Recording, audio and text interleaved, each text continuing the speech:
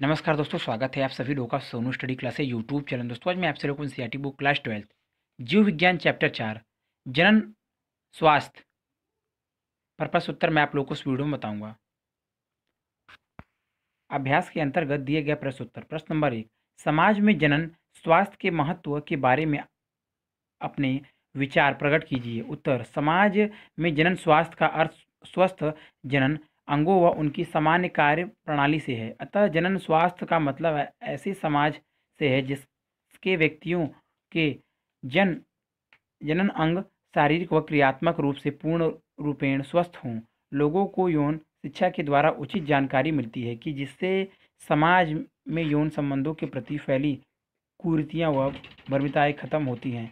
जनन स्वास्थ्य के अंतर्गत लोगों को विभिन्न प्रकार के यौन संचारित रोगों, परिवार नियोजन के उपायों, छोटे परिवार के लाभ, सुरक्षित यौन संबंध आदि के प्रति जागरूक किया जाता है। गर्भाशय के दौरान माता की देखभाल, प्रसवोत्तर माता व शिशु की देखभाल, शिशु के लिए स्तनपान का महत्व जैसे महत्वपूर्ण जानकारियाँ के आधार पर स्वस्थ व जागरूक परिवार बनेंगे। विद्यालय व शिक्षण संस्थानों में प्रदान की जाने वाली स्वास्थ्य तथा यौन शिक्षा से आने वाली पीढ़ी सुलझी विचारधारा वाली होगी, जिससे हमारा समाज व देश सशक्त होगा। प्रश्न नंबर 2, जनन स्वास्थ्य के उन पहलुओं को सुझाएं जिन पर आपके परिदृश्य में विशेष ध्यान देने की जरूरत है। उत्तर, जनन स्वास्थ्य के प्रमुख पहलू जिन पर आज के परिदृश्य में विशेष ध्यान देने की जरूरत है इस प्रकार है। नंबर 1, सुरक्षित व संतोषजनक जनिक स्वास्थ्य। नंबर 2, जनता को जनन संबंधित पहलुओं के प्रति जागरूक करना।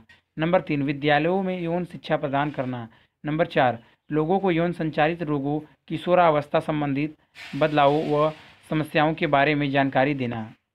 नंबर 5, जनसंख्या विस्फोट व दुष्ट परिणामों से अवगत कराना। नंबर 6, गर्भपात, गर्भ निरोधक, आर्तक चक्र, बाष्पन संबंधित समस्याएं। नंबर 7, मादा भ्रूण हत्या के लिए उल्व वेधन का दुरुपयोग आदि। प्रश्न नंबर 3, क्या विद्यालयों में यौन शिक्षा आवश्यक है? यदि हाँ तो क्यों? उत्तर, विद्यालय में यौन शिक्षा अति आवश्यक क्योंकि इससे छात्रों को किशोरावस्था संबंधित परिवर्तनों व समस्याओं से निदान की सही जानकारी मिलेगी। यौन शिक्षा से उन्हें यौन संबंध के प्रति भ्रांतियाँ व मिथ्य धारणाओं को खत्म करने में सहायता मिलेगी। इसके साथ साथ उन्हें सुरक्षित यौन संबंध, गर्भ निरोधकों का प्रयोग, यौन संचारित रोगों, उनसे बचाव व निदान की जानकारी प्राप्त होगी।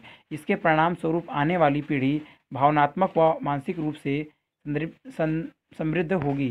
प्रश्न नंबर 4, क्या आप मानते हैं कि पिछले 50 वर्षों के दौरान हमारे देश के जनन स्वास्थ्य में सुधार हुआ है? यदि हाँ तो इस प्रकार के सुधार वाले कुछ क्षेत्रों का वर्णन कीजिए। उत्तर, पिछले 50 वर्षों के दौरान निश्चित ही हमारे देश के जनन स्वास्थ्य में सुधार हुआ है। इस प्रकार के सुधार वाले कुछ क्षेत्र निम्न हैं। नंबर 1, शिशु व मातृ मृत्यु दर घटी है।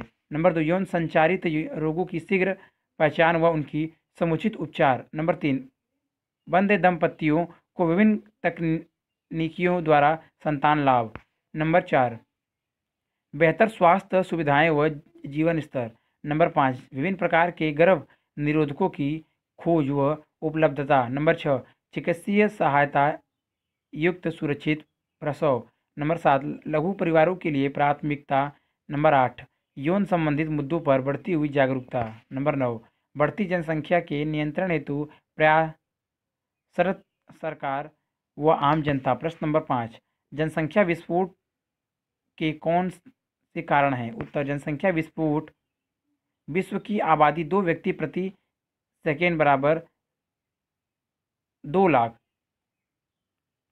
व्यक्ति प्रतिदिन या 60 लाख व्यक्ति प्रति माह या लगभग 7 करोड़ प्रतिवर्ष की दर से बढ़ रही है। आबादी में इस तीव्र गति से वृद्धि को जनसंख्या विस्फोट कहते हैं। यह मृत्यु दर में कमी और जन्म दर में वांछित कमी न आने के कारण होता है। जनसंख्या में वृद्धि एवं इसके कारण किसी भी क्षेत्र में एक निश्चित समय में बढ़ी हुई आबादी या जनसंख्या को जनसंख्या वृद्धि कहते हैं। जनसंख्या वृद्धि में निम्नलिखित कारण हैं। वृद्धि के निम्नलिखित कारण हैं।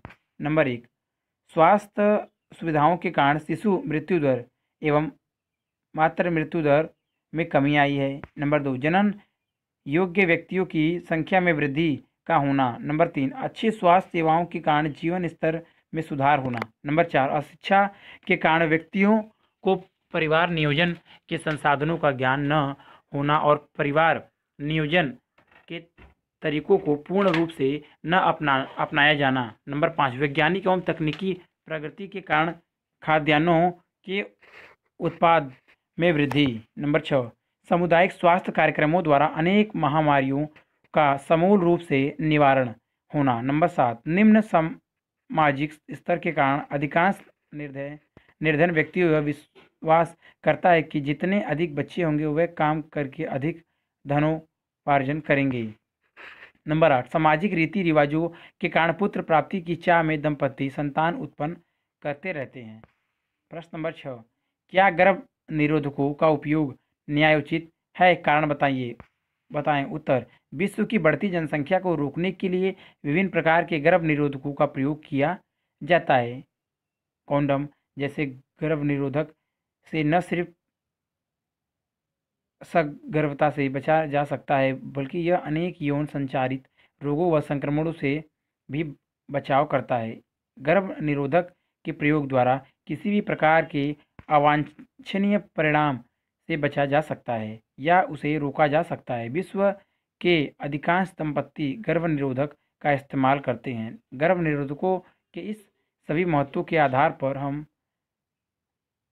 पर यह कहा जा सकता है कि इसका प्रयोग न्यायोचित है। प्रश्न नंबर 7, जनन ग्रंथि को हटाना गर्भ निरोधकों का विकल्प नहीं माना जा सकता है, क्यों? उत्तर, गर्भ निरोधकों के अंतर्गत वे सभी युक्तियां आती हैं जिनके द्वारा अवांछनीय गर्भ को रोका जा सकता है। गर्भ निरोधक पूर्ण रूप से ऐच्छिक व उत्क्रमणीय होते हैं। व्यक्ति अपनी इच्छा अनुसार इसका प्रयोग बंद करके गर्भ धारण कर सकता है। इसके विपरीत जनन ग्रंथि को हटाने पर शुक्राणु व अणुओं का निर्माण स्थायी रूप से खत्म हो जाता है, अर्थात यह उत्क्रमणीय नहीं होते हैं। एक बार जनन ग्रंथि के हटाने पर पुनः गर्भ धारण करना असंभव होता है। प्रश्न नंबर 8, उलवेधन एक घातक लिंग निर्धारण जांच प्रक्रिया है जो हमारे देश में निषेधित है। क्या यह आवश्यक होना चाहिए? टिप्पणी कीजिए। उत्तर, उलवेधन एक ऐसी तकनीक है जिसके अंतर्गत माता के गर्भ में से एनियोटिक द्रव्य का कुछ भाग सीरीज द्वारा बाहर निकाला जाता है। इस द्रव्य में फिल्टर की कोशिकाएं होती हैं जिसके गुणसूत्रों का विश्लेषण करके भ्रूण की लिंग जांच, आनुवंशिक संरचना, आनुवंशिक विकास व उपापचयी विकारों का पता लगाया जा सकता है। अतः इस जांच प्रक्रिया का प्रमुख उद्देश्य होने वाली संतान से किसी भी संभावित विकलांगता अथवा विकास का पता लगना है जिससे माता को गर्भपात कराने का आधार मिल सके। किंतु आजकल इस तकनीक का दुरुपयोग भ्रूण लिंग ज्ञात करके मादा भ्रूण हत्या के लिए हो रहा है। इसके फलस्वरूप हमारे देश का लिंगानुपात असंतुलित होता जा रहा है। मादा भ्रूण की सामान्य होने पर भी गर्भपात कर दिया जाता है क्योंकि अभी भी हमारे समाज में पुत्र जन्म को प्राथमिकता दी जाती है। ऐसा गर्भपात एक बच्चे की हत्या के समतुल्य है। अतः उलवेधन पर कानूनी प्रतिबंध लगाना अति आवश्यक है। प्रश्न नंबर 9, बंध दंपतियों को संतान पाने हेतु सहायता देने वाली कुछ विधियां बताइए। उत्तर, बंध दंपतियों को संतान प्राप्ति हेतु सहायता देने के लिए निम्न विधियां हैं। नंबर 1, परखनली शिशु।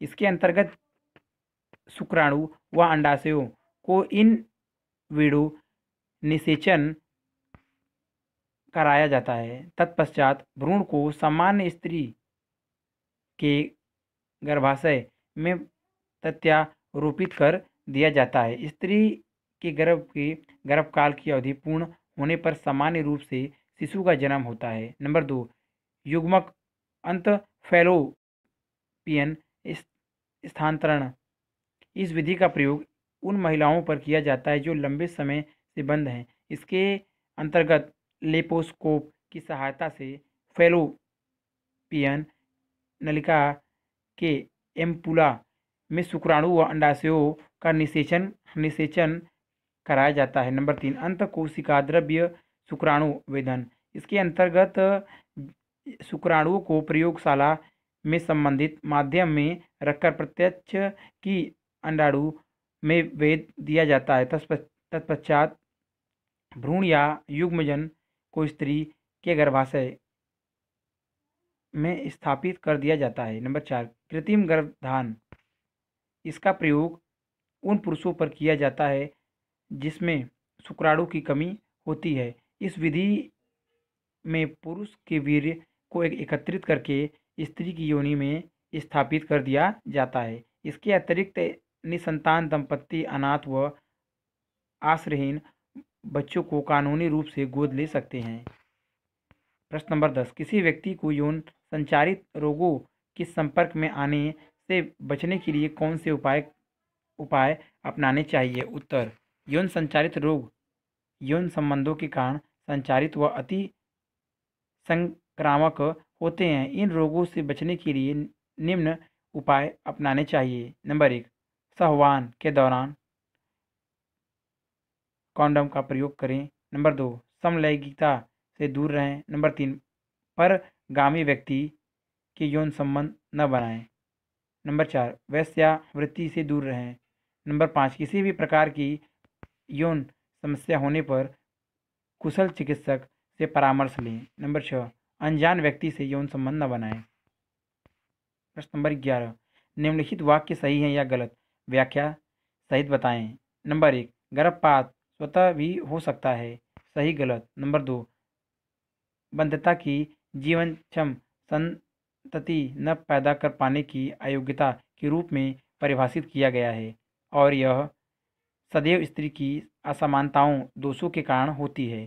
सही गलत। नंबर 3, एक प्राकृतिक गर्भ निरोधक उपाय के शिशु के रूप में शिशु को पूर्ण रूप से